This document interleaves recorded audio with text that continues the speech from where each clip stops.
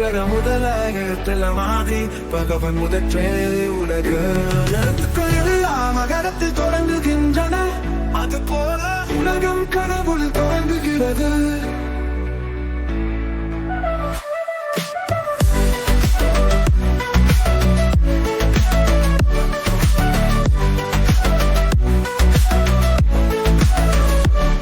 அகர முதல எழுத்தெல்லாம் ஆதி பகவன் முதற்றே உலகு. எழுத்துக்கள் எல்லாம் அகரத்தில் தொடங்குகின்றன, அது போல உலகம் கடவுள் தொடங்குகிறது.